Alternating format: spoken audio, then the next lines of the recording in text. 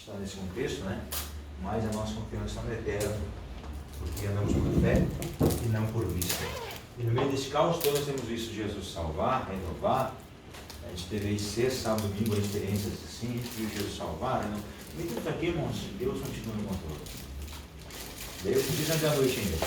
Deus continua no trono. Nada vai mudar isso. Queira o inferno, queira o comunismo, queira quem for, nada vai mudar o fato que Deus continua no trono. Então, o mundo é regido e nós temos que cuidar, nós vamos ter muito errado. Porque Deus ainda é com a gente, eu falo muito disso ainda, mas eu tenho me corrigido, não, não é ainda, Deus nunca vai mudar. Ele está no trono sempre. Né? E glória a Deus, porque tudo isso é dele. Eu achei um livro que já vou levar para casa, um livro antigo de teologia aqui, achei, já folhei, que vou levar para casa, escatologia. Isso aqui é eu acho que é do tempo deixa eu ver, da Etade. Isso aqui era curso teológico, não estou dizendo nosso, mas esse aqui era curso teológico. Isso aqui era do Maguai, esse aqui era um curso para a Obreira da Assembleia de Deus. Todos os pastores antigos da Assembleia de Deus têm esse curso teológico da Etade, todos eles. Então você vai ouvir falar muito de Etade. Etade era um curso que era intensivo e era um curso ali, ó. Era um curso pentecostal, tá? Não tinha, com certeza, não tinha toda a graduação e conhecimento que nós temos hoje, mas era muito profundo. Isso que eu vou levar para casa, porque eu achei aqui, e como eu estou usando para colocar esse aqui, eu pensei, mas aí tá, olha só que interessante, na frente, já gostei, né? A imagem da besta, o dragão, o leopardo aqui com várias cabeças, muito, eu já folhei aqui, eu gostei demais vou levar amanhã e mostrar ali. Bonitinho, eu acho que o livro nunca fica velho. O livro não vai ser escrito nada sobre um assunto novo, irmãos. Tudo que for escrito é uma coisa que já foi escrito. Já tem alguém que escreveu.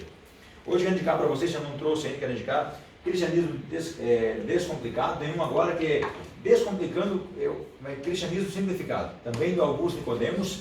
E Augusto Nicodemos, irmãos, ele não precisa comentário, né? Augusto Nicodemos, o cara é fantástico. E continua sendo um dos nomes mais expressivos, talvez o maior erudito do Brasil ainda nessa questão de teologia, muito bom, sendo presbiteriano ou não, o cara é fantástico. Esse livrinho aqui, eu não sei, eu comprei para a Cris, para ela ler, mas eu ainda lendo, porque é muito bom. Esse Augusto, o cara tem uma visão acima da nossa visão, um modelo de visão é muito mais profundo. Se você ouvir uma hora ele falar, você fica uma hora e pouco, meu Deus, como é que estão tirando tanta coisa? E como ele é um cara, ele é baiano, que era região Bahia, do norte, é norte, né? Chama Bahia, que é região nordeste, né? Ele tem um sotaque assim, todo mundo brasileiro, não vai falar termos assim muito fortes, teológicos, ele fala muito simples, é muito bom. Bom, eu achar que o barulho muito alto, aí desliga, tá? Só para dar uma. A gente desliga. Ou dá uma pancada no. De repente, não sei se resolve. Já está televisando? Baixou. Vamos lá para o nosso livro então. Semana que vem nós começamos já a fazer um convite para vocês, começamos a martiologia. Irmãos, esse livro aqui vai ser, olha, é um dos melhores que eu gosto de falar. A doutrina do pecado. A martiologia, junto com soteriologia, são as duas, para mim, as mais importantes, não existem como essa aqui. Essa aqui é a martiologia, ele fala sobre a doutrina do pecado. A martia é o pecado, né? A martiologia, a doutrina do pecado, tem doutrina do pecado? Tem doutrina do pecado. É para ensinar a pecar, né? Para ensinar como é que o pecado se originou. O que o pecado fez com o homem. Muito bom, muito forte, muito bom. E hoje a gente termina o livro. Nós terminamos o livro hoje e vai ser breve, porque hoje o conteúdo é muito curto, tá? Nós falamos na aula passada, paramos aí falando sobre os saduceus, é isso, gente? Saduceus. Que página a gente parou? Página. Qual? Estou tentando achar porque eu não achei. O meu livro não tem página. Achei aqui no cantinho. Tem um cantinho. Irmãos, página de livro sempre é em cima e embaixo, né? Agora eu vou no cantinho aqui em cima do negócio, aqui já é pequeno. Pô, página de livro vai aqui, ó. Mais pra frente ele vai subindo, ó. Bom. Na frente do livro é bem em cima. Porque eu nunca vi isso aqui, procurando, agora tiraram, arrancaram, fizeram o meu deu falha aqui. Nós vamos falar hoje, gente, sobre nós falamos sobre os fariseus, né? Vamos falar sobre os maiores grupos religiosos e políticos que existiam dentro da religião da cultura judaica nos dias de Jesus. E é que até hoje ainda existem, assim, digamos assim, ainda existe uma certa, mas não tem mais influência hoje, né? Então nós falamos sobre os fariseus, que eram os que mais guardavam a lei, e hoje vamos falar um pouquinho atrás sobre os saduceus. Os saduceus, a terminologia, nome Saduque, é de origem saducais, no hebraico Saduquim, significa advogado ou defensor da justiça. Há quem diga que os saduceus vinha da palavra do Zadok, que foi o primeiro sacerdote que assumiu a adoração quando Davi leva a arca para Jerusalém. E eu falava sobre isso sábado, irmãos, e é muito interessante, porque Davi é muito bom. Davi leva a arca para Jerusalém, e ele leva todo o indumentário, chega lá e prepara alguém para ser o sacerdote. E esse é Zadok, o primeiro sacerdote da linhagem sacerdotal que Davi organizou. Davi é quem organiza, irmãos, a adoração. Davi é quem organiza as turmas de sacerdote. Porque haviam turmas. Uma turma que servia hoje, outra turma que servia amanhã. Era um revezamento de turmas de sacerdotes da linhagem de Levi. Davi foi quem organizou a adoração. Davi foi quem organizou os hinos. Era um compositor. E interessante, irmãos, que quando Davi leva a arca de volta para Jerusalém, os irmãos sabem que ele tem que levar 2 vezes, né? A primeira vez ele tenta levar sobre um carro de bois, os bois tropeçam ali. Está ruim esse barulho, né, irmãos? Está ruim esse barulho, né? Pode ligar isso aí. Você que acostuma? Depois eu ligo de novo, para dar uma ventilada aí, né? E aí ficou melhor. E quando ele leva, é ruim ouvir um barulho chato, a gente aguenta o calor aí, mas... E ele leva, a primeira vez que leva a arca para lá, ele tenta levar a arca para Jerusalém, ele leva um carro de bois, os bois tropeçam e Uzá põe a mão e tal, porque Uzá era filho de Abinadab. A arca está na casa de Abinadab 21 anos. Uzá estava perto da arca 21 anos. Isso aí é tremendo, quem gosta de pregar é tremendo. 21 anos ali e ele não conseguiu tocar na arca ainda. 21 anos ele não pôde tocar na arca. Quando toca na arca, morre na hora. Deus conhecia, a arca estava na casa dele, né? E interessante que Davi tenta levar e não consegue deixar na casa de Obed-Edom, que é servo de Edom, né? Edom, para quem o nome Edom foi dado aos edomitas, descendente de Esaú. Esaú, servo de um homem amaldiçoado, né? Sem promessa. Ele mora num lugar ermo, lugar afastado de tudo. Quando a arca fica de 3 meses, fica tudo verde. O negócio prospera, os animais, e a fama de Obed-Edom chega em Jerusalém, da Visopa, vamos buscar a arca. Mas aí, irmãos, é interessante que ele diz assim, ó, se você ler no texto, vai dizer o seguinte: vamos buscar a arca, porque a arca não deve ser transportada de outra forma, senão sobre os ombros dos sacerdotes. E ele vai dizer assim: vocês não quiseram fazer isso aí antes. Todo mundo acha, você lê o texto bem, meu irmão, bem dos Atos, Davi está dizendo o seguinte: vocês não quiseram trazer da primeira vez, não foi Davi que não quis trazer. Os sacerdotes não quiseram trazer a arca, era muito longe. Os sacerdotes não quiseram trazer a arca sobre os ombros. Assim, quiseram se eximir, aí Davi assumiu as responsabilidades, agora eles vão trazer no ombro. Dão 7 passos e sacrificavam. Irmãos, dá uns 7 passos e sacrificavam. E Davi veste um manto de linho branco que cobria todo o seu corpo, igual, né, semelhante, igual ao manto que vestiam os sacerdotes. E ele põe um éfode, que é uma roupa especial que o sacerdote tinha por cima de si. Ele não vem com roupa de rei, ele vem com uma adorador. Ele vem na frente, irmãos. Ele vem na frente. Detalhe: o manto cobria até os pés. E Davi dava saltos ao ponto de o manto subir. Então ele estava jubilando, porque a palavra júbilo significa saltar com mais de 1 metro de altura. Então ele vinha jubiloso na frente, trazendo adoração, e junto dele estava Zadok, o primeiro sacerdote. E aí os saduceus dizem que isso vem, que o nome saduceus vem do termo Zadok, porque seriam os mais próximos. Tanto é que a maior estirpe sacerdotal foi constituída por saduceus. O maior número de sumos sacerdotes eram saduceus. Só que os saduceus tinham um probleminha, né? Se diziam descendentes de Zadok, era uma classe de oficiais fiscais, ou seja, de pessoas que já tinham uma importância. Lembra que eu falei dos fariseus? Os fariseus eram pessoas mais simples que foram subindo na hierarquia. Os saduceus, vamos dizer, já eram pessoas de classe média alta, eram oficiais, eram pessoas que tinham dinheiro, eram pessoas, tanto irmãos, que tinha muito mais fariseu do que saduceu. Saduceu era uma meia boquinha só, um grupinho, mas era quem tinha poder de influência. Era quem tinha dinheiro e quem constituía os sumos sacerdotes. Parece algo parecido com... Não, irmãos, e quanto mais eu vejo a Bíblia, eu vejo mais atual, né? Então, o que a gente falou semana passada, né? É muito atual, porque é a mesma coisa. O contexto histórico aqui. Vamos lá, contexto histórico, né? Classes oficiais, contexto histórico. A história da página 5, da página 75. A história do grupo varia conforme as teorias. Geralmente, as fontes que tratam os saduceus são os escritores Flávio Josefo, Novo Testamento, e segundo Julius Scott Jr., existem referências a respeito dos saduceus do Talmud. mas não digna de confiança, aparecendo o termo como sinônimo de herege ou samaritano. Os saduceus em si, eles tinham um probleminha só deles. É que a composição deles, quem eles eram, nós falamos, eles tinham um aspecto singular, eles não criam, na teologia deles, eles não criam em anjo, nem em ressurreição. Olha que pé está o judaísmo. O judaísmo, irmão, os pastores, vamos colocar os sacerdotes é quem? O pastor. Vamos colocar o pastor presidente da Assembleia de Deus no Brasil aí. Vamos usar um termo para nós, puxar para nós. O pastor da Assembleia de Deus, o movimento pentecostal do Brasil, o maior do mundo aí, porque a Assembleia de Deus é de onde vem o maior movimento pentecostal do mundo, não crê em batismo do Espírito Santo, em revelação, era mais ou menos isso. Ele disse assim, não, eu não creio isso aí. Os sumos sacerdotes, saduceus, não acreditavam em ressurreição nem em anjo.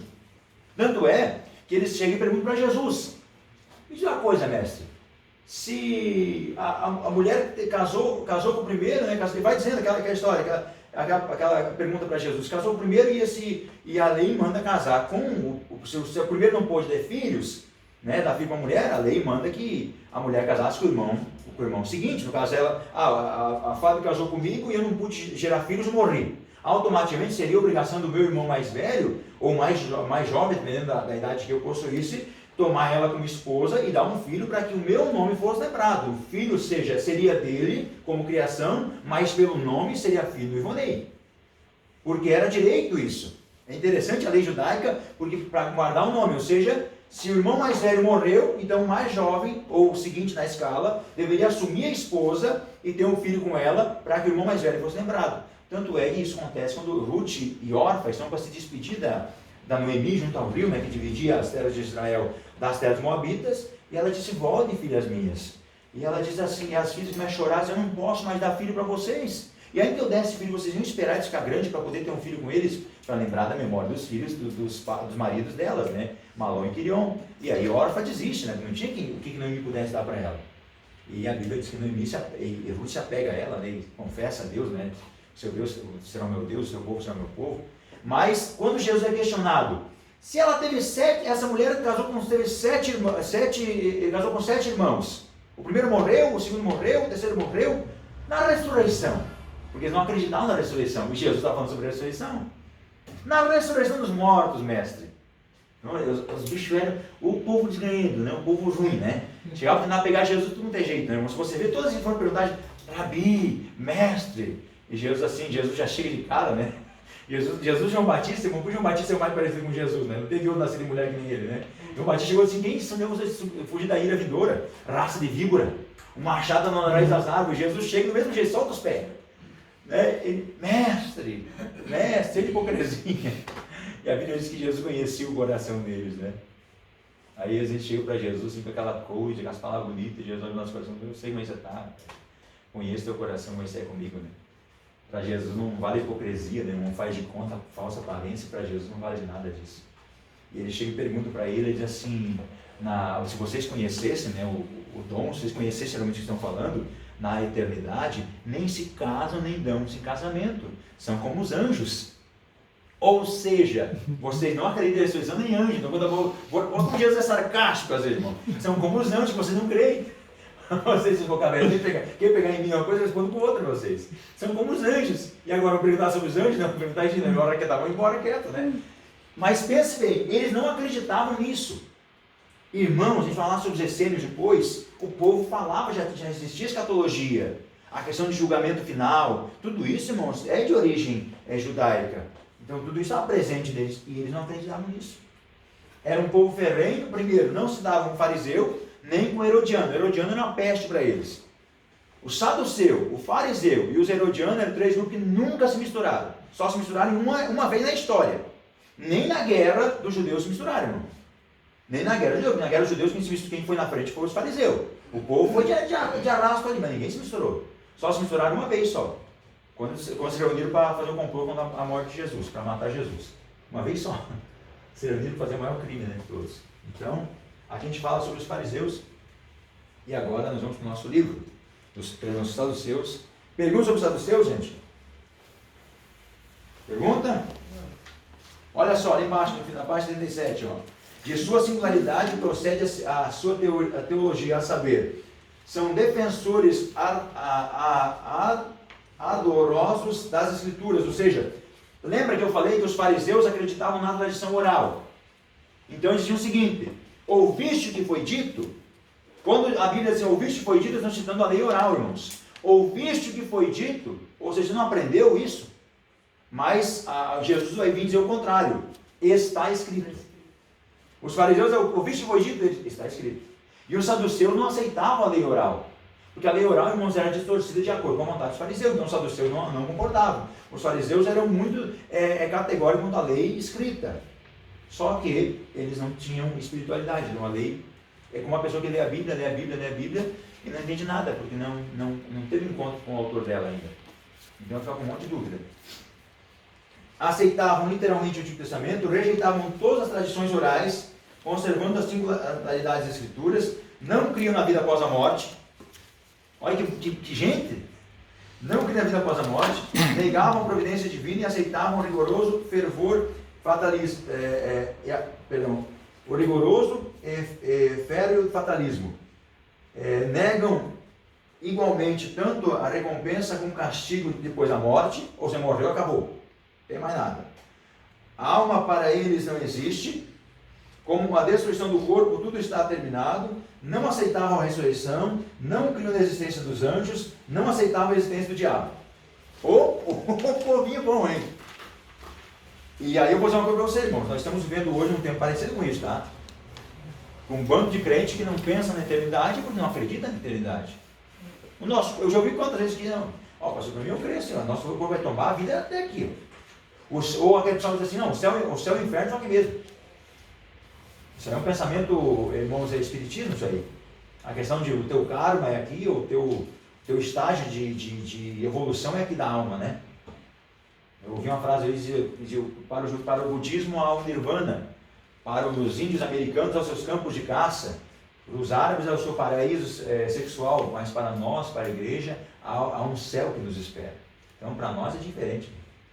Cada um crê no que quiser crer, irmãos. Acreditar é livre para todo mundo. Crer, não. Crer só tem um que crer. É crer no Senhor Jesus. Acreditar não precisa de um monte de coisa. Não tem enganado porque acredita em um monte de gente, né? Crer só nele. Os escribas, vamos lá. A gente falou sobre cada um deles agora. Vamos começar falando sobre os escribas. E é interessante que nós vamos falar sobre cada grupo bem definido aqui. E quem era? Então, primeiro, os escribas.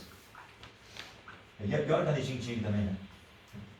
Meu Jesus, ele é pior. Tem uma nova para ele. Não, teve umas boas, sério. Os escribas. Vamos lá. Vem do termo hebraico, no Antigo Testamento, saporrim, quer dizer escriba.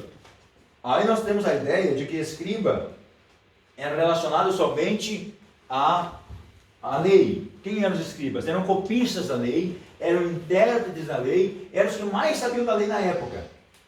Mas tinham dois grupos. Tinha os escribas quando ligados à questão secular, que eram os escribas que cuidavam do ensino, eram os professores, eram os mestres. E até o livro vai colocar, eram considerados escribas seculares, Platão, deixa eu ver o que mais aqui. Homero, que é aquele grande poeta grego, né, o que escreve aquelas histórias, parece que são de outro mundo, né? A mitologia, né, grega. Homero é o grande poeta grego, né? Ele escreve a Odisseia, por exemplo, já assistiu o filme Odisseia, né? O Odisseu que faz aquela viagem mitológica, enfrentando deuses e monstros, aquela coisa toda. Então, Homero, enfim, então, são vários escritos para eles, eram escribas, ou seja, eram conhecedores daquele pensamento, daquela forma de ver as coisas, eram doutores e ensinadores. E os escribas judaicos, que eram os conhecedores da palavra. E aqui tem um texto aqui de Esdras, no quadradinho aqui mais em escuro, do lado do livro, na página 84. Na página 84 eu acho muito lindo isso. Olha só o que diz. Ele, Esdras, era escriba versado na lei de Moisés, dada pelo Senhor Deus de Israel. Portanto, Esdras, isso aqui vai dizer quando Esdras vai para Jerusalém, né? Quando ele volta para Jerusalém, tinha disposto seu coração para buscar a lei do Senhor e para cumprir. Isso eu amo. Não era só para buscar, era para cumprir. Não adianta, irmãos, sabe qual é a maior perda de tempo nossa? É a gente formar-se em teologia, a gente ter uma bagagem histórica, bíblica, você ser um ministro, você ser um baita pregador, você ser isso e aquilo, e parar disso aqui, ó. Tinha preparado o seu coração para buscar a lei e para a cumprir. Porque buscar, você busca para compartilhar com os outros, cumprir para você. A gente busca a lei, o conhecimento da palavra, para compartilhar com os outros. Você busca a edificação tua. Mas para que vai servir um tesouro guardado em uma arca fechada? Que vale uma conta no banco se você não gastar, se for para gastar dinheiro? Sempre tem dinheiro para gastar. Só existe para gastar. Aí o que vale ter um tesouro guardado? Aí por que você ganha conhecimento? Você compartilhar. Seja num púlpito, seja num debate, seja uma conversa, seja com a tua família, você compartilha isso. A gente fez um negócio semana passada, irmãos, a gente parou, e a gente quer fazer toda semana agora, estamos se disciplinando para isso. A gente parou para estudar. A gente parou para estudar de manhã eu mandei mensagem para a Fábio, a gente ficou, sentamos aí a Fábio e a Cris à noite e estudamos o texto. E fomos estudando, e fomos entrando. Daí a gente sentou lá fora, tomar um chimarrão, nós três, e aqui tinha um celular gravando. E eu falando sobre os textos, a gente correu, cada versículo, cada palavra, disse, meu Deus, quanta coisa, não parava mais, ficamos lá quase meia hora falando sobre aquilo, gravando áudio. A gente tem um grupo só de nós três, para a gente guardar as informações nossas lá, a gente gravando lá e aprendendo. A gente busca conhecimento para edificar. Para isso, buscar também para não edificar não adianta, né? Mas a gente cumpre para a gente viver. Entende? Buscar é pelos outros, irmãos. Mas praticar é pela gente. Porque o praticar até pode influenciar as pessoas em ver você praticando. Não, mas é para a tua alma. Então, é a maior perda de tempo que existe. A pessoa passar hora na sala de aula, ou a pessoa passar a vida inteira na igreja, ou a pessoa ser um cara que prega, um cara que ensina, uma pessoa, sabe, uma pessoa envolvida na obra, e se não praticar não adianta de nada. Não adianta de nada, é a maior perda de tempo que existe. E aí que diz, para cumprir e para ensinar em Israel os seus estatutos e os seus juízos. Vou dizer algo para você, nunca perca tempo com debate, não vai levar a lugar nenhum. Mas digo algo para você também, nunca saia de uma conversa acerca da palavra e você tenha certeza de como defender. Não, espera aí. Você quer ouvir minha opinião? Eu sempre fico torcendo e quando pede a minha opinião. Eu fico assim, se não pedir, eu não falo. Fico de boa, fica a minha lá. Mas o que você acha, pastor? Ah, eu segurei. Já tem certeza que você ouvir, cara? Eu segurei. A gente estava no trabalho esses dias lá e eu vi eles conversando sobre o assunto e falando sobre o assunto e tal. E a gente está na sala lá grande, né? E lá tinha umas 6, 7 pessoas trabalhando naquela sala, né? E eu sentado na minha mesa trabalhando no computador e ouvindo eles falar. Ai, Jesus, me preciso lá que me peça. Aí, de repente, claro, eu pedi isso. Eles vão falando, veio para me cutucar, né? E quando pediram, eu disse, então, deixa eu falar isso. Aí depois não falaram mais sobre aquele assunto da igreja, não falaram mais. Porque você não é você entrar em debate, não entra em debate, não vai a lugar nenhum. Pessoas, por exemplo, não gaste saliva com pessoas que não vale a pena. Pô, pastor, como assim? Não tem alma, toda alma vale a pena, irmão. Mas tem pessoas que não vale a pena, ou seja, naquele momento não vale a pena perder tempo. Sabe, você vai arrumar um inimigo, vai arrumar até uma confusão, se bobear, vai perder a tua bênção. Agora, se te perguntarem sobre, porque Paulo nos Estudos Romanos é categórico sobre isso, né? Se perguntarem sobre a nossa salvação, da nossa esperança, peraí, eu estou preparado. Como perguntar, eu não sei porque vocês falam tanto de perdão, que eu não acho necessidade de perdão, mas é verdade, você não acha necessidade de ser perdoado, porque você nunca foi perdoado. Ele foi olhar, mas eu sei, porque eu muito fui perdoado, eu sei a importância de ser perdoado, sou grato pelo perdão que eu recebi. Pronto, silenciou. Sabe, não podemos nos calar constante a nossa fé. Mas a gente está preparado, né? Eram o quê? Eram eruditos, na página 85, eram eruditos e intérpretes da lei. É interessante, no terceiro ponto diz assim, eram peritos na lei e na tradição judaica.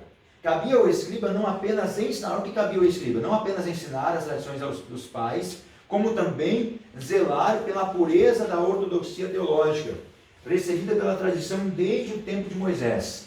Uma vez resguardados os preceitos inegociáveis do literalismo da lei, as escrituras eram passíveis de diversas interpretações. As duas escolas de rabinos e escribas mais conceituadas, tanto a de Hillel, considerada mais liberal, e a Shammai, a mais ortodoxa, possuíam interpretações díspares, ou seja, havia, desde aquela época, debate teológico sobre interpretação. Tinha quem pensava que era assim, quem pensava que... Isso sempre existe, irmão. Debate, conversa sobre palavra. Já me convidaram para debates aí, fazer uma live de debate e tal. Assim, mano, quem é que vai assistir uma live de debate? Não, só assistir para ver quem sabe mais. Se a gente sentar para conversar aí sobre Bíblia, o cara perguntar. Toda semana alguém me manda mensagem: pastor, estou com dúvida sobre tal coisa. De vários lugares a gente passou, a gente foi pregar, enfim, é normal, eu fico feliz. O pastor está incomodando o senhor? Não, pode mandar aí, qual é a pergunta? Tá, se não souber, eu vou buscar. Não incomodar qualquer coisa. Mas só na pergunta que me faz, já me abre o negócio. Aí aquele negócio abre assim, meu Deus, a gente entra por ali uma vibe legal no meio ali, vai achando coisa, mas não entra em debate, não vai levar a lugar nenhum. Não entra. Mas agora, se me perguntarem, vamos conversar sobre isso, vamos nos aprofundar sobre isso, vamos a fundo. Sempre vai haver controvérsia. Ninguém, nunca, irmãos, vai ter um pensamento uniforme, nem dentro da igreja, aqui, ó. São todos pentecostais, Assembleia de Deus. Vai ter gente que vai pensar diferente. Vai ter, sabe? Mas sabe o que é tremendo de Jesus, irmãos? É que ninguém detém a verdade. E Jesus vai questionar aqueles que diziam deter a verdade. Ninguém detém a verdade. A igreja é a manifestação, é a multiforme graça de Deus. É a manifestação da graça de Deus de várias formas. O que é multiforme? A graça de várias formas. A forma que eu vi a graça não é a forma que o irmão viu a graça de Deus. Não é a forma que o irmão viu a graça. A graça é a mesma.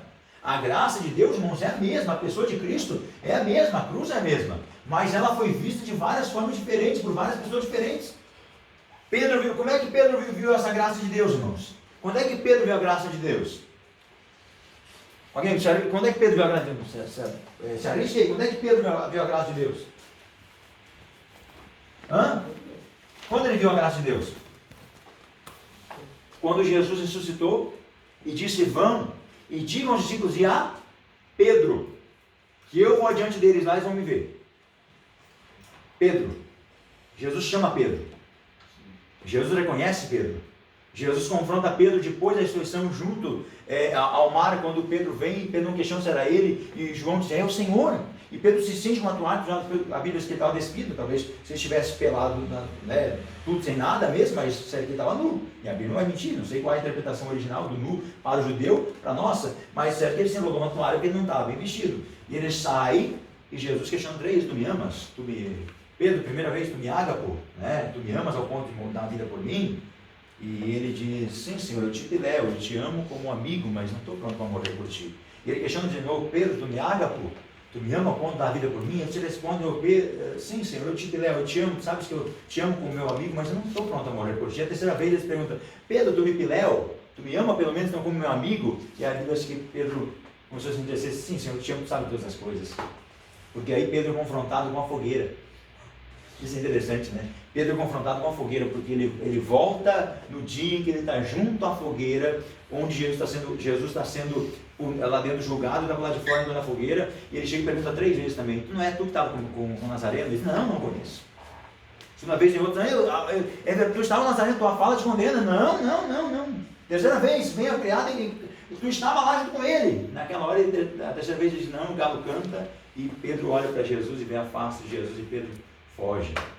Pedro se esconde, com aquela amargura, arrependimento, que Judas não conseguiu sentir. Judas sentiu remorso, quis se livrar da culpa, jogou as moedas e quis se livrar. O remorso causa o sentimento de se livrar da culpa. O arrependimento causa o sentimento de comoção interna, que você não quer se livrar, você quer se sentir culpado. Vê a diferença? É que o remorso você quer se livrar da culpa. E por isso Judas vai lá e joga as moedas de ouro e vai se enforcar. O arrependimento você não quer se livrar, você se acha culpado assim: eu não mereço estar aqui. Vê coisa como é diferente, irmãos. O arrependimento você não quer, você quer o quê? Você quer fazer a paz com Deus. Por isso existiam os sacrifícios pacíficos, que eram os sacrifícios de fazer a paz, de quebrar o jugo. Ou seja, eu vou fazer a paz, Senhor, mas eu sei que eu sou culpado. Eu só quero paz, Senhor. Quando a gente peca, irmãos, tudo que a gente quer é voltar mesmo estar de comunhão. Não é assim? Quando a gente peca, a gente só quer chegar aos pés de Jesus, chorar como a gente chorava antes. Aí a gente chega perto de Jesus, parece que tem alguma coisa faltando ali, parece que não está ligado o cabo do céu, mas não tem energia passando o cabo ali. Porque a gente quer fazer, mas esse sentimento de culpa que está sobre a gente, aí não quer desfazer, porque nós sabemos que a gente é culpado. A diferença de remorso para isso. Pedro é confrontado lá. Onde por exemplo, que, vamos usar um termo, que Tiago, o irmão do Senhor, que cresceu com Jesus, que andou com Jesus, quando é que ele teve encontro com Jesus de verdade? Após a morte. Após a morte de Jesus, ele se converte.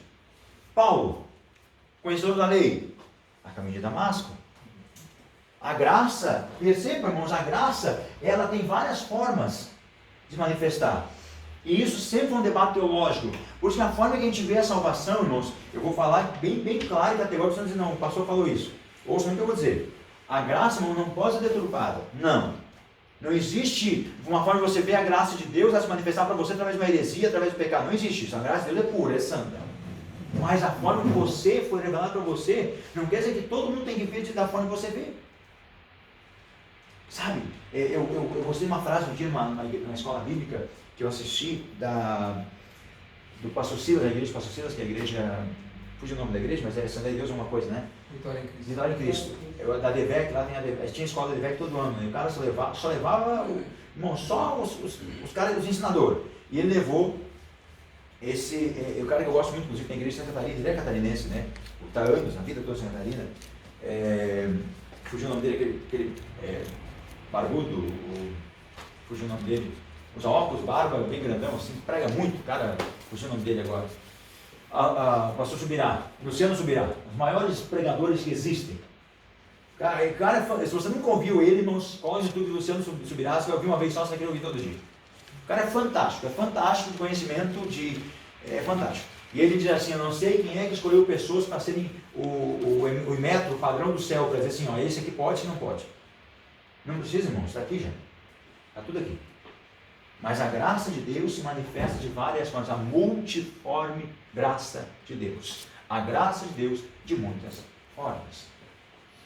Isso é tremendo. Eles tinham esse debate. O escriba também, na página 86, vai falar sobre o sacerdote. O escriba também ocupava a função do sacerdote. Por exemplo, na ausência do sacerdote, quem era a maior autoridade? Era o escriba. Quando Esdras chega em Jerusalém, não havia sacerdote. Quem foi que assumiu a cadeira?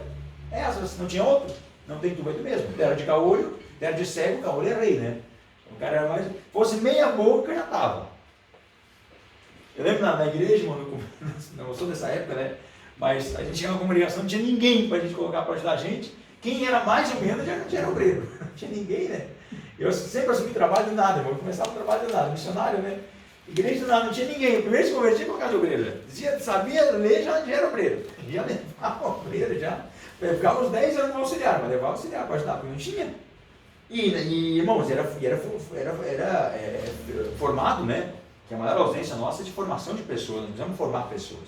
Precisamos formar obreiros. A Bíblia, o apóstolo Paulo diz, né? Eu não deixei vocês na cidade para você formar presbítero de cidade, né? Ele escreve a Tito, né? Ele deixa Tito em Creta, né? E Creta era a terra dos cretinos, né? Tem gente ruim demais. Ele disse, olha, por essa razão, né? Eu amo falar de Paulo. Paulo é tão bom, irmão. Paulo fala sobre a liberdade de Cristo, sobre a graça de muitas formas. Mas é o Paulo que escolhe Timóteo, que era filho da fé, meu amado filho da fé, Timóteo. Né, irmão, para ver que ninguém era bom demais, nem Paulo era tão bom assim, né?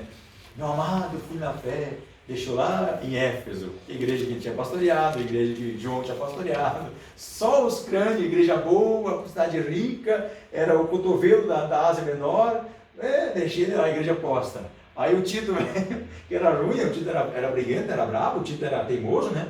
Se você vai ver quando Paulo chega para Tito, Paulo junta o Tito assim, né? O Tito era teimoso, por essa razão te deixei em Creta. Ou seja, eu te joguei aí por isso. Para que tu terminasse as coisas que eu não terminei aí, pusesse em ordem de negócio, estabelecesse presbítero de cidade. Ou seja, vai fazer o que te mandei, rapaz. Porque Paulo tinha um pessoal que mandava mensagem para ele, irmão. Não era o WhatsApp, mas minha mensagem, né? Ele disse, eu recebi notícia da família de Chloe, mandaram para mim informação aí. E Paulo não tinha assim, eu recebi a notícia, não sei quem que mandou para mim. Alguém falou, não, os da família de Chloe falaram. Paulo era bem ali, você, a família de Chloe era gente boa, irmão. E gente poderosa, porque não entregava a família pobre para sofrer lá, a gente tinha autoridade.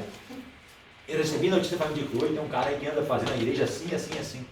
E se eles falarem, é verdade. Mas esse mesmo Paulo diz assim, ó, brigou com Barnabé, irmão. Quem é que conseguia brigar com Barnabé? O homem era tremendo. Brigou com Barnabé por causa de Marcos. Não vai com nós. Porque ele deixou nós da outra vez com medo. Pode chegar aqui, fugiu, abandonou no caminho, não vai com a gente. Brigaram os dois. E a Bíblia diz que a contenda foi tão grande, não foi coisa pequena, irmão. Senão vocês não foram até para tapas bobear. Né? O Barnabé, não sei, mas o Paulo é capaz de estar nos tapas do Barnabé. Ele disse, olha, é o seguinte, não vai com a gente. O Barnabé pegou o Marcos com ele, o Paulo pegou o Silas e foram em frente, né? Passa o tempo, tá lá o Paulo preso lá, manda chamar João Marcos, porque é muito útil no ministério. agora presta, né? Então quer dizer, ninguém é perfeito. Né? O Marcos não prestou na primeira hora. Então, quer dizer assim, talvez não prestou na primeira hora, irmão, mas na frente vai prestar. Às vezes é assim.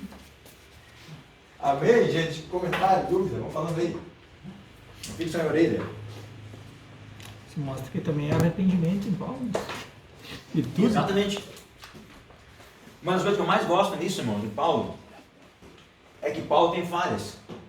Ele reconhece as falhas aí também no livro. Eles contam a mim, zeloso, perseguidor da igreja. Ninguém era melhor que eu, ninguém era mais fariseu do que eu, ninguém foi perseguidor que nem eu. Ou seja, eles colocam um patamar assim também de alguém prezado em misericórdia. E assume, né? No final ele pede para chamar o João Marcos. Eu, se tivesse morrido, você chama o João Marcos, né? Chama o João Marcos, é muito útil, né? Queria se desculpar com ele. Não devia ter mandado ele embora, queria deixar ele para trás, tinha que ter tido misericórdia. Sofri depois, teimoso eu era, porque Paulo era teimoso. Paulo era teimoso. Está lá na casa do descendo para Jerusalém, antes de chegar a Jerusalém, fizer uma parada lá, um profeta chega e pega a cinta dele, chamaram tudo assim, vamos fazer como que vai para Jerusalém. O dono desse cinto aí lá em Jerusalém, vamos fazer assim, amarrar desse jeito. E pensa, não vai, eu não consigo, não, vou para lá. Ah, mas o Senhor impulsionou ele, não, mas ele é teimoso também. E Deus conta que a gente é teimoso, né? Tem hora que a gente tem que ser teimoso mesmo. Né? Diz assim, olha que não, agora também não ia fazer, mas agora eu vou fazer só porque estão dizendo para não fazer. Tem gente que você quer ganhar ele e usa a psicologia reversa, né? Você sabe dizer para ele fazer, não vai, diz para ele não fazer, que ele vai fazer só porque você mandou. Um líder de uma outra cidade ligou para mim, pastor, eu não sei como é que eu faço, um coordenador de outra cidade, para trazer o fulano e tal para uma reunião. Eu disse, não, irmão, diz para ele não ir. Diz para ele não ir, que ele vai daí. Aí me ligou essa semana, eu fiz a reunião e convidei ele não veio. Eu disse para ele não ir, queria daí, né? Aí, ai, não é fácil, gente. Eles copiavam, olha que interessante, eles copiavam e guardavam os rolos sagrados. E liam para o povo. Esdras faz isso. Ele lê quando Israel volta ali. Vamos ler um pouquinho para você não ficar só em orelha ali. Aspectos singulares, na página 87. Além dos dados expedidos anteriormente, Maracho, um escritor, né, afirma a respeito dos escribas. Vamos lá, começa lendo aqui no irmão Lucas. Possuíam um sólido conhecimento de todo o Antigo Testamento. Continuar. Dominavam plenamente todos os meandros da lei. Próximo. Estavam autorizados para decidir pessoalmente em todas as questões de leis e ritos religiosos. Segura um pouquinho aí. Olha a autoridade que eles tinham. Eles tinham autoridade para discutir sobre isso. Eram doutores mesmo. Próximo. Eram nomeados juízes nos processos criminais e decidiam também nos processos civis. Não era pouca coisa, né? Próximo. Tinham o direito de serem chamados Rabi, porém somente ao completar 40 anos é que se tornaram doutores da lei, com plenas atribuições do doutor graduado. Olha, o tempinho de estudo, né? 40 anos, né? Próximo. Criavam e transmitiam as tradições religiosas que estavam em pé, de igualdade e até acima da própria Torá, ou lei escrita. Próximo. Alguém lá de trás mesmo. Último lá atrás. Perdido. Possuem o poder de ligar e desligar para sempre os judeus do mundo inteiro em conformidade com o que mandava a lei. A autoridade que tinha. Próximo. Tinham em sua mão os postos-chave do poder judicial, do poder administrativo e do ensino. Na frente, próximo.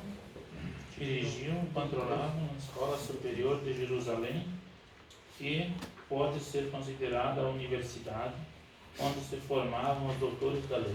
Olha, irmãos, percebam que não era pouca coisa. Olha a autoridade de um escriba. Não era só um copista. Porque, como eu disse na aula passada que eu falei, eles começaram com copista, mas o nível de influência foi subindo. A partir do momento que o povo ficou sem conhecimento, ou a ausência, ou isso aqui, por exemplo, a gente ganha notoriedade lá no período em que eles estão no cativeiro. Nesse período não havia mais o templo, o sumo sacerdote já não tinha toda a importância, não tinha um lugar onde o povo se reunia, então ele perde um pouco de importância. Surge então as sinagogas e logo devia ter um pastor para cada sinagoga, não tinha transmissão online, né? Fazer um culto aqui para 10 pessoas, 10 igrejas ao mesmo tempo, então fazer o quê? Tinha que ter um pastor lá. Logo não tinha um sacerdote para tocar a demanda e um sumo sacerdote era um só. Os escribas passam a exercer essa função e ganham autoridade. Nesse retorno, na construção da nova Jerusalém política, como submissa aos demais impérios que viriam depois, eles passam a importância maior, porque eram os conhecedores da lei. Então o escriba era um rabi, veja bem, Jesus é chamado de rabi, né? Um doutor da lei. Mas veja que coisa, 40 anos, e outra, eram os detentores da escola de Jerusalém, ou seja, da faculdade. Eram os mestres, não era pouca coisa, né? Os caras não eram pouca coisa. Jesus mesmo assim chamou eles de enganadores, mentirosos, né? Aqueles que negociavam a lei, que vendiam a lei, né? Porque eles deturpavam a palavra de acordo com a vontade deles. A partir do momento que tinha uma interpretação diferente, eles podiam colocar e o povo ia aceitar, porque eram os mestres falando. E aí vou mais a fundo. Então, outra coisa que nós parecemos muito, irmãos, é que até um tempo atrás, se fulano de tal dissesse tal coisa, meu Deus, está dito, né? Irmãos, tinha mensagem que podia, se o cara dissesse, podia estar fora da Bíblia. Não, mas ele falou, não pode. Ele falou, batata. Não. Eu já vi, gente, pessoas falavam comigo sobre esse pastor, não, mas fulano falou, não existe como dizer o contrário. Pastor não era pastor na época, né? Não, se ele falou, não tem, porque não. Irmãos, mesmo não fosse bíblico. Eu vi uma frase assim também. Eu vi uma frase assim na história, né? O fundador das Companhias de Jesus, ou dos Jesuítas, né? Me fugiu o nome dele agora, o soldado que teve uma visão, foi sarado uma enfermidade mortal, foi um milagre, né?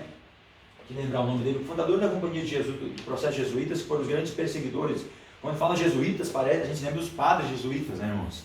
O pessoal evangelizando. Irmãos, a Companhia de Jesus, jesuítas, não tinha nada com isso aí.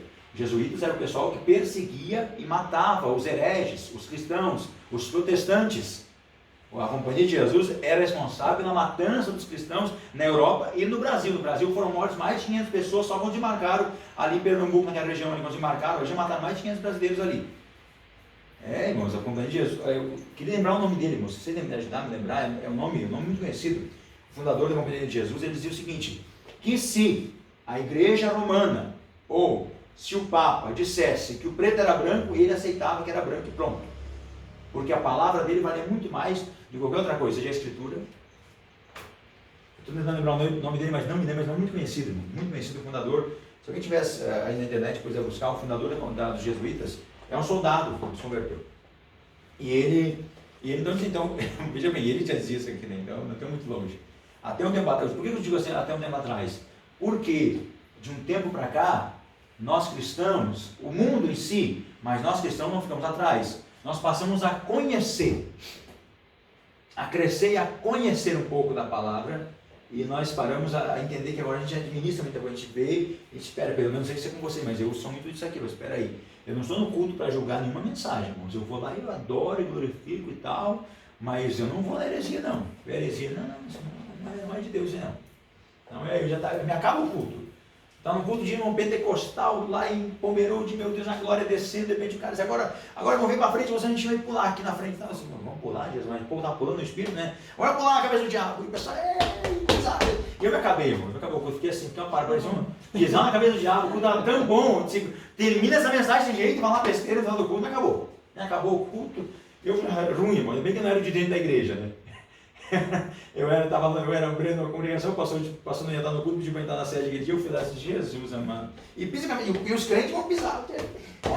Pisa na cabeça do diabo. Que pisar na cabeça do diabo o quê, irmão? Desde quando eu vou cuidar de pisar na cabeça do diabo? Né? A Bíblia diz que daqui logo, ou seja, daqui a pouco, logo, ele vai colocar, o diabo embaixo dos nossos pés. Mas não é para nós pisar em cima. Aqui é falando de autoridade. Você vai nos elevar quando nós estamos com ele. Não tem nada a ver com agora. Tá na cabeça do diabo. E assim vai. Eu assisti um vídeo no YouTube lá na pregação. O cara também, o pregador dizia: vamos pisar. E todo mundo fez. E os crentes lá. Deus se alegra, meu irmão. Deus se alegra. Pisa. E os músicos começaram a entrar na onda também, né? Daí depois o cara fez um comentário, né? Ele disse assim, tipo, o diabo tá quieto, ele não tá ali, né? Por que vai ficar provocando, né? Então Não, é pisar no... Tiago diz, vai irmãos... procurar, tipo, condena, né? E Tiago diz o quê? Tiago diz o quê? Vocês falam que não sabem. Se falassem, não saberiam por quê. O arcanjo Miguel, ou seja, o líder dos exércitos de Deus, quando pelejava com Satanás pelo corpo de Moisés, não ousou dizer palavra de maldição, ou somente disse, o Senhor te repreenda. Se Miguel, o arcanjo de Deus, o líder dos exércitos de Deus, que põe o inferno para tremer, Que é enviado lá pelo Senhor para largar o anjo Gabriel, para enviar a mensagem. Quando o Gabriel estava lá numa luta gigantesca, o Miguel chegou lá, soltou e foi embora. E o anjo chega e diz, olha, eu estava ali 21 dias desde que o levantou teu coração para buscar o Senhor, eu fui enviado, eu tive uma resposta. Mas o príncipe da Pérsia, que é do diabo, né, o Israel, o príncipe da Pérsia, me deteve. Mas aí veio o príncipe de Deus, Miguel, né, foi enviado. Quando Miguel chegou, acabou essa festa. E Miguel estava lá e não ousou dizer palavra, e agora eu vou usar a palavra de maldição. Não, porque o nosso inimigo é, irmão. Eu disse onde? Diga onde eu vou. A batalha do bem e o mal existe. A batalha entre o diabo e Deus não existe. Batalha é onde duas forças, onde duas potências medem força. O diabo não tem força para medir com Deus. O diabo não tem força para medir com Deus.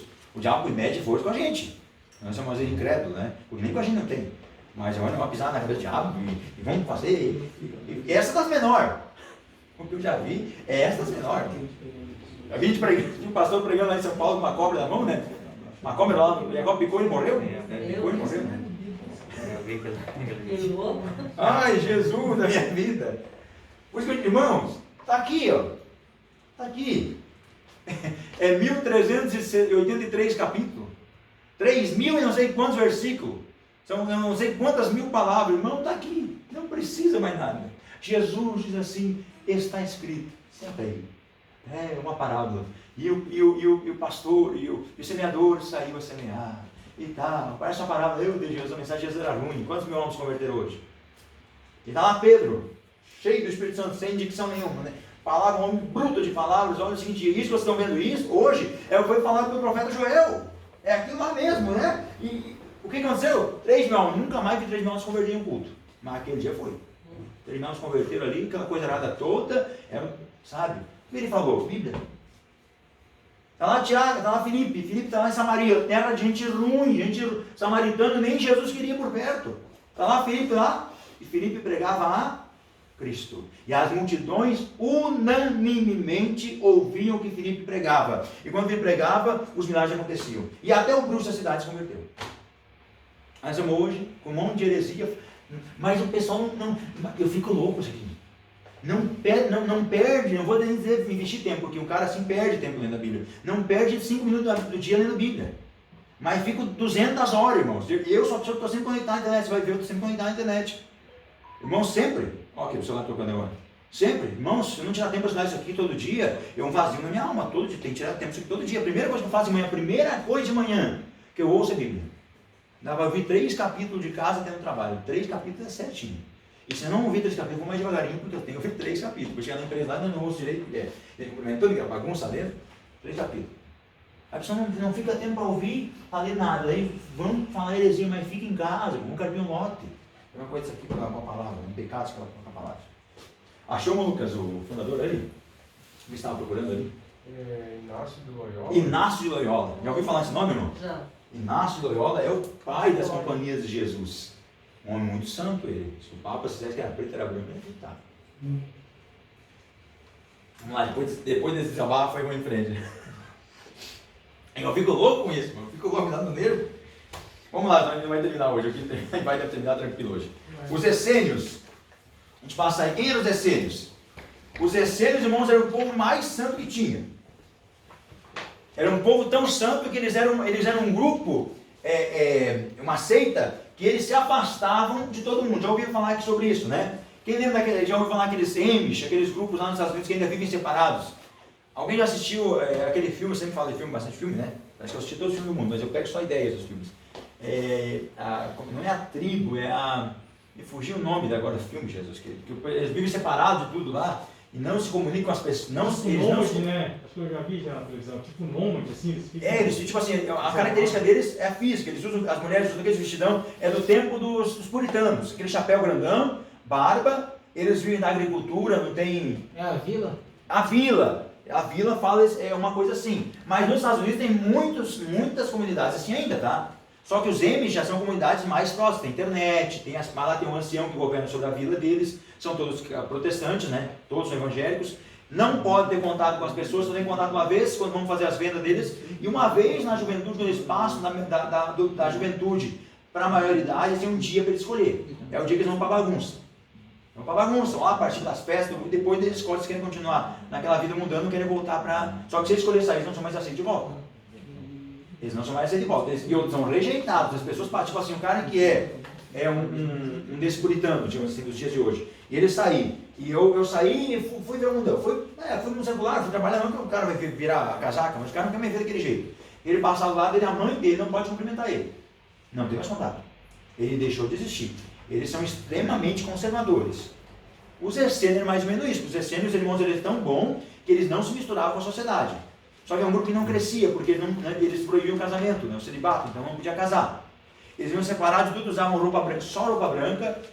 Tinham toda uma questão, o livro faz isso aqui, irmãos, bem detalhado.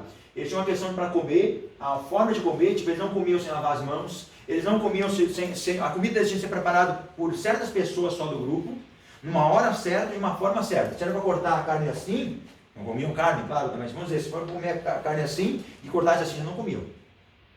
Era para o irmão Juliano preparar, se o irmão preparar, já não comiam, tinha que ser da forma muito certa.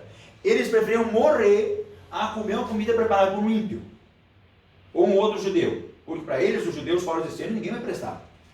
Eles eram os melhores. Então eles viviam, era um grupo, irmão, muito fechado. Ninguém suportava aquele jugo, tanto é que não sobreviveu muito. Mas era um grupo muito influente, porque eles eram tidos como santos. Então todo mundo que via, quando os essênios vinham para a cidade, por exemplo, nas laras ou portanto vinham para a cidade, eles vinham todos de branco, não tinham contato, andavam juntos, não tinham contato com as pessoas, então chamava atenção, né, aquele grupo separado. E como o ser humano sempre tem uma atração pelo misticismo, né, os caras eram mais santos. Nossa, meu Deus, nem toca no céu, se a pessoa nem toca no chão, de tão santo que é, ele vai flutuando, ele nem toca no céu. Não tem aquela pessoa que ele é tão santo, mas tão santo que tem orgulho da santidade dele, né? Chega até a ter orgulho, né? Uma pessoa tão santa que, meu Deus, irmão, ninguém mais é santo no mundo, só ele é crente, irmão, porque ele, meu Deus, eu amo isso aqui com Jesus assim, ele estava lá o publicano e o fariseu, né? E o fariseu veio até xingamento nesses dias, né? Ô fariseu, fala aí, eu pago meus dízimos. Eu estou nesse publicano aí, Senhor, eu jejuo 7 vezes, eu pago meus dízimos, olha para minha roupa aqui, esse publicano aqui, né? Está cheio hoje em dia de gente assim, né? Mas não fora por fora, por dentro do coraçãozinho, também desse jeito, não. Eu sou crente, isso aí. Isso aí, você já aprontou 10 vezes, isso aí eu conheço, nem vai permanecer. Isso aí, o cara vai lá para frente, aceitou Jesus chorando lá, você não vai dar nada. Já vi, isso aí vai vir, já veio, isso é umas 10 vezes. A gente é ruim, né, irmãos? O cara vai lá, aceitou Jesus, veio, voltou para Jesus, é a 19ª vez que você voltou para Jesus. A 19ª vez, irmão, voltou para Jesus ali, você já voltou 19 vezes, isso aí vai, mas não permanece mais, não vida, amanhã está fora de novo. Sabe, vez você diz, Jesus, amém, Senhor, sabe, ajuda ele que permaneça essa treva de se converter de vez agora, né? E o cara, mas duvida, que nem aquele dono do bar, né? O dono do bar vem no velório, né? Fica jogando o caixão assim, partiu me devendo dinheiro, né? Caixa, assim, né? Tem sempre assim, vai no velório, vai ver sempre um cara assim, é dono do bar. Na maioria das vezes, quando é crente, não. Mas quando é crente, é obreiro, assim, né? Sem vergonha de sair de tomar, desconvertido, não foi crente. Não foi pro inferno esse bobeado. Mas, sempre tem gente assim. Eu fiz muito velório na minha vida, irmão. Você vê cada coisa que é tremenda, né? E aí, mudando o assunto aí. Melhor lugar que tem o velório, irmão. O cara não vai nunca dizer o contrário, né? Só que semente pra caramba, né? Semente, partiu um servo de Deus, sem vergonha, enganador, né? Mas morreu crente. Morreu crente, sabe, né? Exatamente. Mas vê como é que nós somos, irmãos. Nós somos bem assim, ó. Só a gente é crente. Só a gente, o outro grupo, ninguém vai. Não, mas. Então a doutrina dos essênios, irmãos, na página 89. Os principais doutrinas dos essênios eram: consideravam servos de Deus e não imolavam animais. Não tinha sacrifício os essênios. Conheciam com profundidade a doutrina de Isaías, do restante de Israel. Respeitavam os anciãos. Seus banhos rituais os ajudavam a purificar-se para agradar a Deus. Aceitavam a ressurreição, eram celibatários, ou seja, rejeitavam o casamento. Aceitavam o Antigo Testamento, mas rejeitavam a guerra e a escravatura. Eles acreditavam no Apocalipse, não no nosso Apocalipse, mas eles acreditavam sim na escatologia do julgamento final, acreditavam na derrota de Satanás, acreditavam na vitória de Deus, né? na vitória de Israel, ou seja, eles acreditavam nisso. Foram muito respeitados por causa dessa cultura de não se misturar. Porque raramente pessoas conseguem viver sem se misturar. E vou dizer, irmãos, quem não consegue se misturar com as pessoas, infelizmente vive uma vida solitária e vazia. E nem todo mundo está pronto para viver. Paulo diz o seguinte, olha, digo eu não, Senhor, que melhor fosse que o homem não casasse, que fosse como eu sou. Mas, como ele está dizendo o seguinte, eu sei que nem todo mundo consegue suportar isso, então é melhor casar do que viver abrasado. Ele vai dizer o seguinte, primeiro digo eu não, Senhor. Não é que mas eu sei que nem todo mundo pode suportar isso. Então, se eu posso, mas nem todo mundo pode, ele entendia isso. Mas eles empunhavam isso, puseram isso sobre o povo. Quem quiser ser nosso é assim, né? Desse jeito, assim, assim. A igreja não é assim. Né? A igreja é assim, mas tem que ser desse jeito? Não. Tem que ser do jeito da Bíblia. Aí sim, se é do jeito da palavra, já era. Alguma pergunta sobre os essênios? Não tem mais do Ju para falar, para ser mais breve, para não terminar. Os zelotes. Os zelotes não era, na página 91, não era um grupo, pode dizer para a página 92 ali, irmãos, não era um grupo religioso, era um grupo religioso em parte, porém ele se tornou um grupo, uma milícia de matadores. Os zelotes, eles tinham, o Pedro era zelote, irmão. Percebe-se que Pedro andou 3 anos com Jesus e com uma faca não, uma espada, né? Não foi uma faca. Se fosse uma faca, era aquela faca do Rambo, né, que ele usa no último filme ali, que é desse tamanho assim. É uma espada que Pedro tinha. Né? Então, daí que Pedro assim, ó, temos 2 espadas aí, Senhor. Vamos reunir mais umas ali, se der 12 aí, nós já fizemos um fervo. Aí, Jesus, você não entende nada que eu estou falando mesmo. Pelo amor de Deus, tem que desenhar. Irmãos, eu penso Jesus falando para os apóstolos, mas tem que desenhar para vocês. Pô, cambada ruim, né? Cambada ruim. E coisa ruim, irmãos. Parece que Jesus pegou assim para mostrar como era a igreja, né? Uns incrédulos, um Judas. Traidor, um Pedro, uma espada na cinta, né? Um João querendo ser o melhor lugar de todo mundo. Pegou para dizer, olha a igreja aí, irmão. Olha a igreja aí. Né? Não tem? É o padrão da igreja, né? Tudo crente no final. Aí ele chega assim, não, meu crente, aquela coisa, ele aparece em Pedro, quando tu te converter, tu vai lá e confirma os demais. Primeiro, tu não é crente, nenhum dos outros também. Então ninguém é firme aí. Quando tu te converter, tu vai e confirma os demais, nenhum deles é crente. E a Bíblia diz que Jesus nem falava nada, porque ele bem sabia quem é que cria nele e quem não cria. Mesmo que desespero, irmão, se fosse o ser humano só, Jesus, né? Meu Deus do céu, eu estou com a cambada aqui 3 anos comigo, vendo eu caminhar sobre as águas, vendo pão e partir para 4.000 pessoas, vendo um monte do cego vendo, e mudo falando, e o cambada ruim. Mas nós estamos na igreja há muito tempo, irmão, vendo milagre, tudo quanto é coisa, nós não muda de vida ainda. E vê. E os zelotes tinham uma característica, o José vai falar sobre isso. Os zelotes eles se levantaram muito durante o período em que os romanos cercaram Jerusalém. Eles andavam com mais. O que vem zelote, a palavra vem de um termo que é chamado de sicários também. Sicário era um grupo de, por exemplo, eu conheci um grupo de soldados no México. O sicário vem do termo sicar, vem de adaga ou faca, vem de sicar. Os sicários eles andavam o quê? Os zelotes andavam com uma faca na bainha. Eles esperavam a oportunidade de aglomeração, vinham matar por traição, guardavam a faca.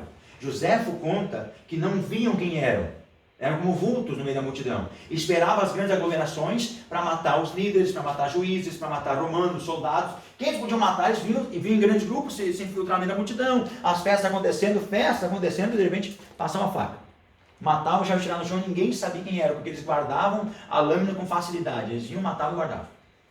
O agitador lá, o Barabás era um zelote, né? Tanto é que quando Jerusalém é cercada, ela é cercada por um grupo de zelotes, não aceitou uma sinagoga ser profanada em Cesareia Marítima. Quando Jerusalém é cercada, depois por Tito Vespasiano, começa lá. Eles não aceitaram e pegaram uma faca e foram matando. Só que eles matavam escondidos, não eram de vir na frente, eles não tinham uma arma para ter que soltar, eles era uma traição.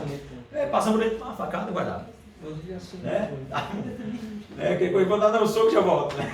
Deixa eu dar um soco, já volta. Eu volto com o olho caído para baixo. Sim. Deixa eu dar um soco, já volta. Com o olho aberto, vendo por cima e por baixo. Né? Tem uns amigos nossos da época do mundo aí, só porque eu dar um soco, já volta, briga. Né? Um soco, quando foi lá, só levantou, voltou já com o olho vindo por 2 faces, por cima e por baixo. Abriu uma corda aqui, e tentando fazer vir por cima e outro por baixo. Assim. Mas os zelotes eram assim, irmãos, eram traidores. Só que eram revolucionários. Mas eles queriam o poder para eles, não para Israel. Porque eles matavam tanto os judeus que eles consideravam traidores. Qualquer um que estivesse na lista deles, não estivesse de acordo, estava na lista deles para morrer. E era um partido, não era um partido somente político. Era um grupo de religioso, eram os extremistas, os que conservadores eram pela lei, mas queriam uma revolução contra Roma. E os que eram armados, eles matavam a traição. E o último grupo eram os herodianos. Os herodianos eram os piores que tinham. Não eram considerados nem um partido político, nem um grupo religioso. Os herodianos, eles queriam o seguinte: fortalecer a família de Herodes. Percebam isso, irmãos. Os fariseus eram os crentes, só eles, mais ninguém. O saduceu eram os caras que tinham autoridade.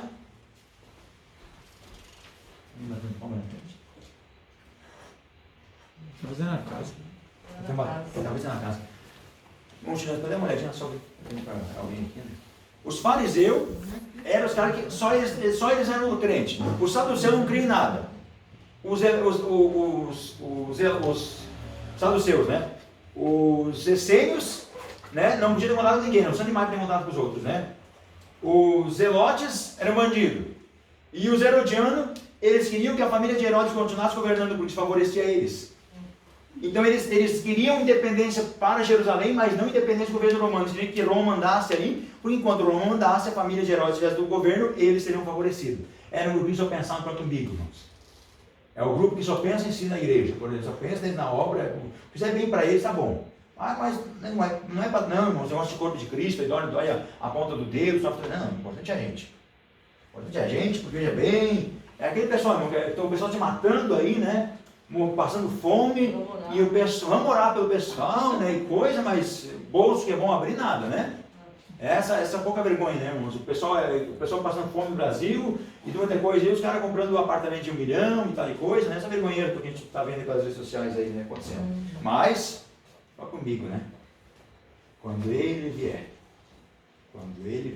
vai aparecer as ovelhas dos bodes, né?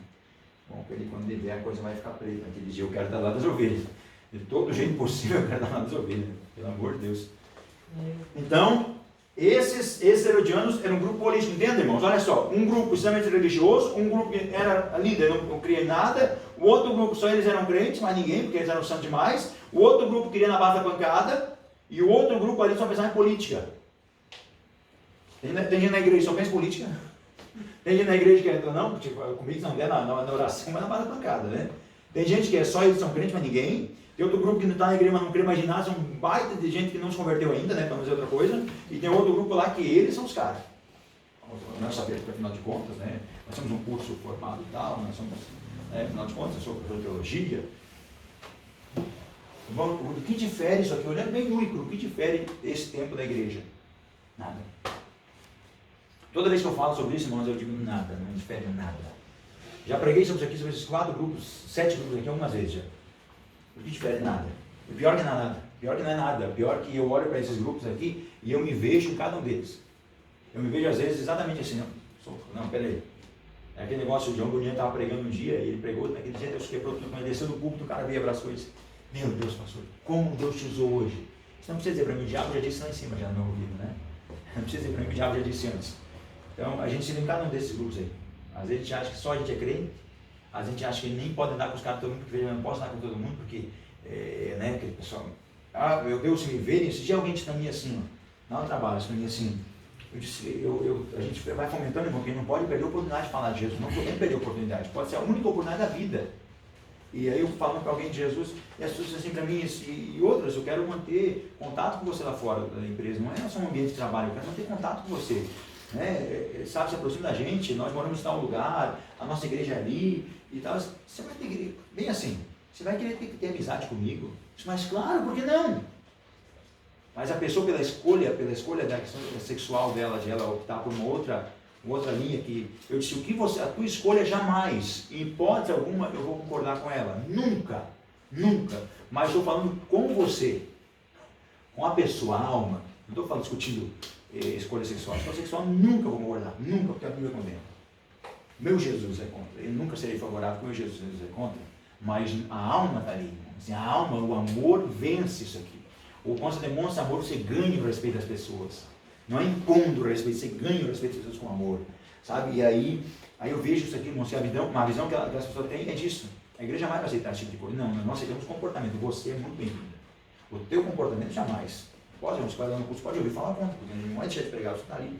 Mas, entende? Mas às vezes a gente acha esse grupo, às vezes é meio herodiano, só pensando em política, discutimos política, brigamos por política, né? Às vezes a gente é sênior, nós misturamos, né? Que, veja bem, né? Porque se eu vou misturar com pessoas, são pessoas de outra estirpe, né? Às vezes a gente é meio sênior, às vezes é meio fariseu, né, irmãos? A gente fala para todo mundo fazer, mas a gente não faz. Eu tenho que cumprir, porque veja bem, tal, mas a imagem que ele não faz. Que Deus nos ajude, era o padrão da igreja, né? Era o padrão da igreja. Perguntas? Quando são exatamente 8h40, eu falei que ia terminar hoje. A gente concluiu o assunto. Perguntas, colocações, faço agora o cálice e até a próxima aula.